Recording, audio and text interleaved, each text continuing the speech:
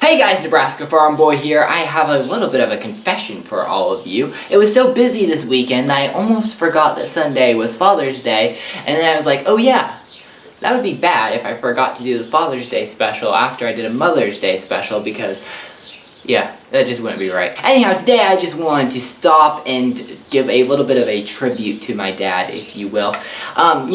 Living in a society where fatherlessness is one of the biggest problems that we have, having as good of a dad as I've had, I won't claim any of my parents are perfect, that would be silly, but having about as good of a dad as you could possibly have has really been one of the biggest blessings that I've had.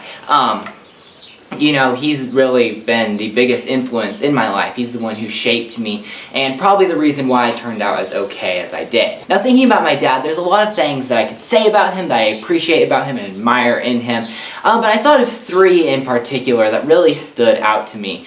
And in no particular order, I thought I would just name them off. For one thing is his work ethic. Now, Dad has always been a hard worker. He's always provided well for us. When he sets his mind to do something, he does it, and he does it well. He doesn't take shortcuts. He doesn't cut corners or anything like that. He sets his mind to do a thing, and he does it well. He really does do all things to the glory of God, and it's really been a challenge and inspiration to me, just to see that work ethic played out in front of me. It's something that I really aspire to. I mean, when you look around and you see just how prevalent laziness is, in that maybe men do work, but they don't like to work and they constantly complain about work. That's not my dad. He sets his mind to a task and he completes it, and that's something to admire. The second thing that really stands out to me about my dad is his quiet strength.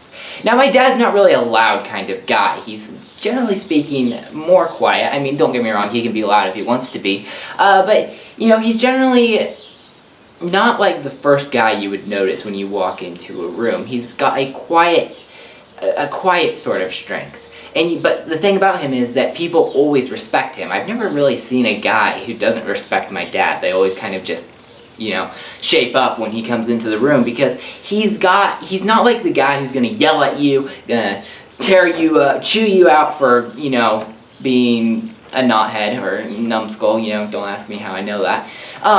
But he's the guy who just makes you instantly want to do better, because he just shows that, he emulates that. It's a quiet sort of strength, and it's something that, as a young guy, I'm sure that I could really take a lesson from. And he always stands for what he believes in. He has his values, and he's not going to be pushed off of those. He sticks with his values, and he's a man of his word. He's always emulated for me just everything that it means to be a man.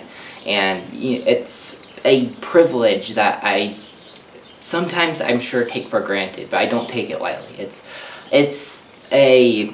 something that's, not every guy has an opportunity to get. Now, of course, this video would not be complete if I didn't share an embarrassing story that shows his character, something that I did that was very stupid. So, essentially, when we were younger, we used to get these trees.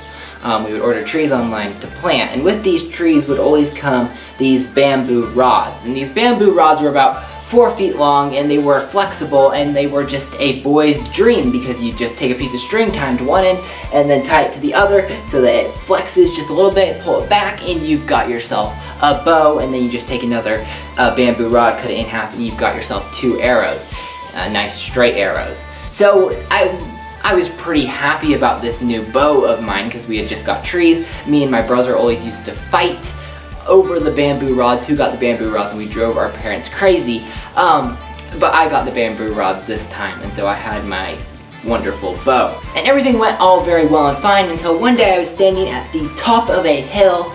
I can't show you the hill because it was at our other place, but I was standing on top of the cement slab at the top of a hill, and I was going to shoot my arrow out into the sky and watch it arc and come down. Now, these things weren't very powerful, okay? They weren't like going to kill anybody, as you'll see in just a second, but they were kind of powerful. So I went and I shot into the sky, and I watched it fly, and then I realized that my dad was at the bottom of the hill. And I watch the arrow, and I see it in my mind's eye now. It flies through the sky, and it slows down. It comes to a perfect 90-degree angle with the ground, and it does a skydive, and it lands on the bridge of my dad's nose. It was not a good moment. It was a very bad moment. And so I was absolutely terrified, and there was a loud yell, understandably, because this was a bamboo arrow that landed on his nose. I was not trying to hit my dad. I was not, but I was reckless. It would have been a case of reckless. I wouldn't call it a misfire because I intended to fire. It would have been not negligent discharge. It would have been reckless endangerment of lives due to failure to see beyond the target. Though I probably would have helped if I had a target in the first place. Anyways, so essentially I'm standing at the top of the hill, he is standing at the bottom of the hill, and he comes up and confiscates the weapon used in this crime, and he, let's just say I probably wasn't going to see it for a week, a month, and a year. So I'm feeling kind of like my heart is down in my shoes. It's not just that I got my bow and arrow taken away from me. I did, I kind of knew I deserved that and had it coming, but, I'm kind of, well, that was that. But suddenly he turns around and does something that kind of messed me up. Now, I always tell people the first part of the story. I actually rarely tell the second part of the story. But essentially what he does is he says, you know what, I'm going to give you this back.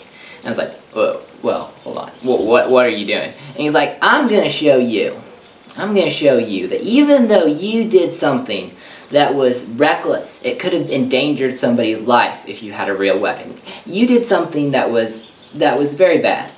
I'm going to show you the love that Christ has for you. I'm going to give you this back. I'm going to give you a second chance. I'm going to show you that Christ loved you that much, that he died for you, that you could have a second chance. And it kind of messed me up.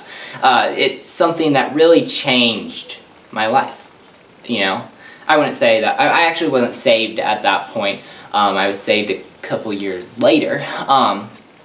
But it's something that really got me thinking. It really made me start to ponder just what it meant. What the love of Christ meant.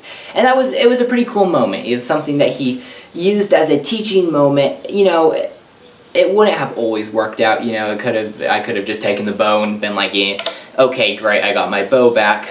But it did work out really well that time, and it's something that I'll always remember, and it really did change my life. So yeah, there's my embarrassing story for you, and a couple of things about my dad that I most appreciate about him. Of course, I'm not trying to say I have perfect parents, but I do have some. I wouldn't trade my parents for the world, that's for sure. So, without any further ado, this is Nebraska Farm Boy, and be sure to do something special for your dad this Father's Day, because dads are special and important. So, without any further ado, we'll see you next time.